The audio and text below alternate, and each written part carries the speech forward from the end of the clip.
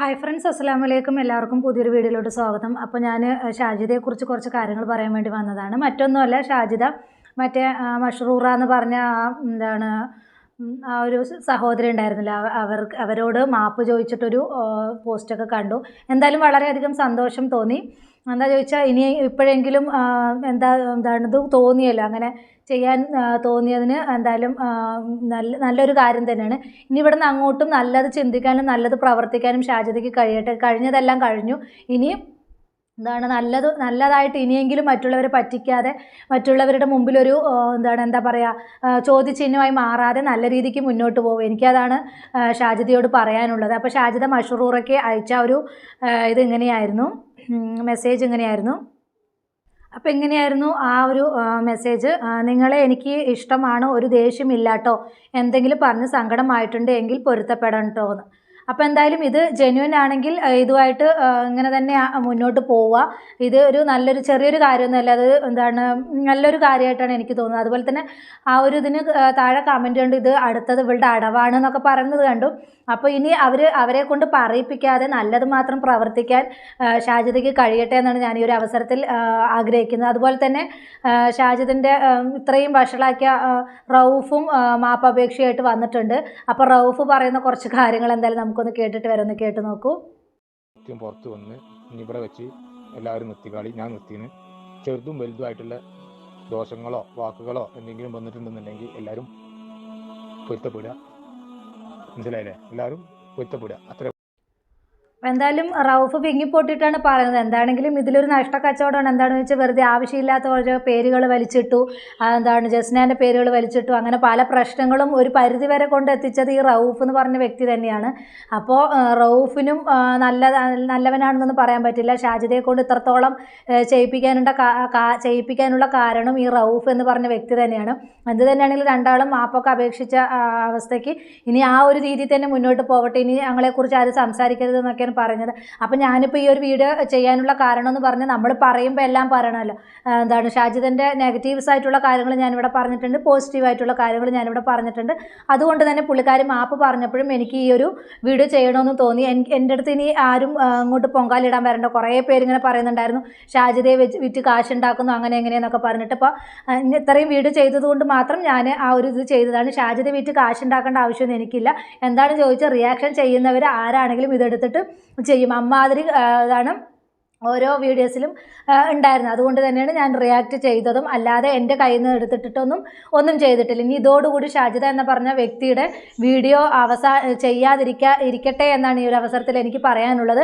അത്രയ്ക്ക് മാത്രം പുള്ളിക്കാരി നെഗറ്റീവ് ഇമേജാണ് ഇപ്പോൾ പബ്ലിക്കിലുള്ളത്. അപ്പോൾ ആ നെഗറ്റീവ് ഇമേജ് മാറിയിട്ട് ഇനി പോസിറ്റീവ് ആയിട്ട് വരട്ടെ എന്ന് തന്നെ നമുക്ക് ആശിക്കാം. എന്തായാലും ആ മഷ്റൂറിനടുത്തും ചോദിച്ചില്ല. മഷ്റൂർ അപ്പോൾ പുതിയ വീടൊക്കെ വെച്ച് അൽഹംദുലില്ലാ നല്ല രീതിയിൽ അവർ മുന്നോട്ട് പോകുന്നു.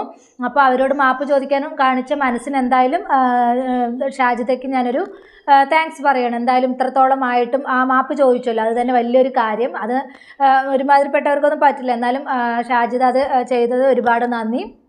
അതുപോലെ തന്നെ ഈ രീതിയിൽ ഇനി മുന്നോട്ട് പോകുക, ആരെ കൊണ്ടും പറയിപ്പിക്കാതെ ഈ രീതിയിൽ തന്നെ മുന്നോട്ട് പോകാൻ ഷാജിദ ശ്രമിക്കുക. അല്ലാതെ ഇപ്പോൾ ഒരുപാട് നെഗറ്റീവാണ് ഷാജിദയ്ക്ക് ഉള്ളത്. അപ്പോൾ അതൊക്കെ മാറ്റിയിട്ട് നല്ല രീതിയിൽ മുന്നോട്ട് പോവുക എന്നാണ് എനിക്ക് ഈ ഒരു അവസരത്തിൽ ഷാജിദയോട് പറയാനുള്ളത്.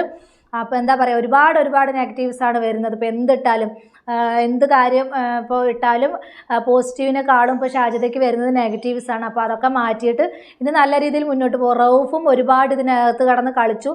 അതാണ് ഇത്രയ്ക്കും കാര്യങ്ങൾ വഷളായത്. അതുപോലെ തന്നെയാണ് എല്ലാവരും എടുത്തത് റിയാക്ട് ചെയ്ത് ഇത്രത്തോളം അത് പബ്ലിക്കിന് മുമ്പിൽ വന്ന് ഈ ഒരു അവസ്ഥയിലായത്. അപ്പോൾ എന്താ പറയുക, ഷാജിദയെ സ്നേഹിച്ചവരെല്ലാവരും വെറുക്കുന്ന ഒരു അവസ്ഥയാണ് ആയിട്ടുണ്ടായിരുന്നത്.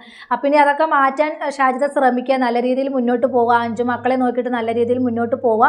ഈ ഒരു അവസരത്തിൽ എനിക്ക് അതാ പറയാനുള്ളത്.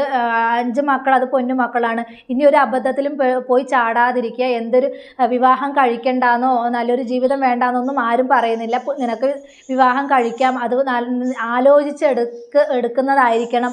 വേറൊരാളുടെ ജീവിതം തകർത്തിട്ടായിരിക്കരുത് ഒരു ലൈഫ് തിരഞ്ഞെടുക്കുന്നത്. ഇപ്പോൾ ആ 26 വയസ്സുകാരൻ്റെ ആ പിക്ചറും കാര്യങ്ങളൊക്കെ ഇട്ട് നീ ഇത് കാര്യം മറയ്ക്കാൻ വേണ്ടിയിട്ട് അത് ചെയ്തു. പക്ഷേ അത് സമൂഹത്തിൽ അത് വലിയ രീതിയിലാണ് ആ ഒരു ഇത് പോയി എത്തിയത്. അതുകൊണ്ടാണ് ഇത്രത്തോളം ഈ കാര്യങ്ങളെല്ലാം വഷളായത്.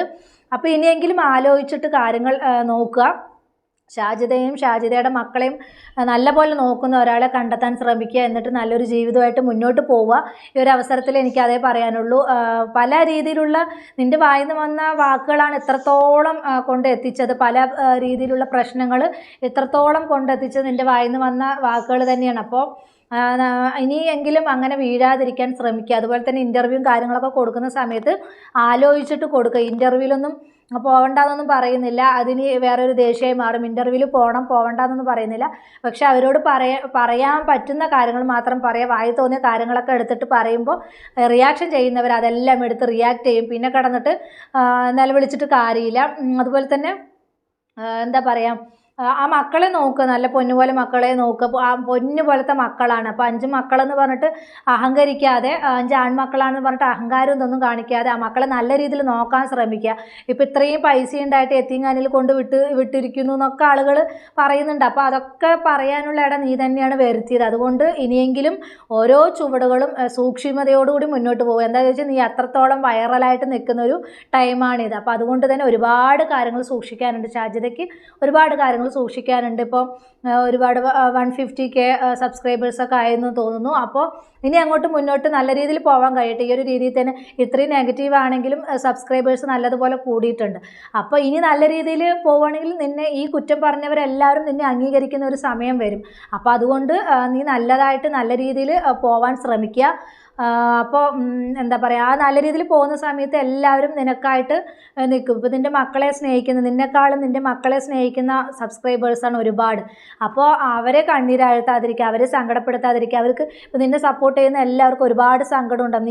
ഈ ഒരു രീതിയിൽ പ്രവർത്തിക്കുന്ന സമയത്ത് അവർക്കെല്ലാം ഒരുപാട് സങ്കടം ഉണ്ടാകും. അപ്പോൾ എന്തായാലും സബ്സ്ക്രൈബേഴ്സിന് വേണ്ടിയിട്ട് നല്ല രീതിയിൽ മുന്നോട്ട് പോവുക. എന്തായാലും ഒരു മാപ്പ് ചോദിക്കാൻ കാണിച്ചൊരു മനസ്സെന്തായാലും നല്ലൊരു കാര്യമായിട്ടാണ് എനിക്ക് തോന്നുന്നത്. ഇനി അവിടെ നിന്ന് അങ്ങോട്ട് നല്ല രീതിയിൽ തന്നെ മുന്നോട്ട് പോകാൻ കഴിയട്ടെ എന്ന് ഞാൻ ഈ ഒരു അവസരത്തിൽ ആഗ്രഹിക്കുകയാണ്. അതുപോലെ തന്നെ ഇനി എന്താണ്, ആരും ഇപ്പം നല്ല രീതിയിൽ നീ പോകുന്ന സമയത്ത് നിൻ്റെ നല്ല കാര്യങ്ങൾ മാത്രമേ എല്ലാവരും എടുത്ത് ചെയ്യുള്ളൂ. അപ്പോൾ ഇങ്ങനെ ഇത്രയും നെഗറ്റീവ് ഇമേജ് വന്നതിന് ശേഷമാണ് ആളുകൾ നിന്നെ എത്രത്തോളം കുറ്റപ്പെടുത്താൻ തുടങ്ങിയത്. അപ്പോൾ ആ ഒരു രീതിയിൽ പോവാതെ ഇനിയെങ്കിലും നല്ല രീതിയിൽ അപ്പോൾ ഇനി ആ രീതിയിൽ പോവാതെ നല്ല രീതിയിൽ മുന്നോട്ട് പോകാൻ ശ്രമിക്കുക. അപ്പോൾ ഈ ഒരു അവസരത്തിൽ എനിക്ക് ഇത്രമാത്രമേ പറയാനുള്ളൂ. പുതിയൊരു ടോപ്പിക്കുമായി നമുക്ക് വീണ്ടും കാണാം. ബൈ.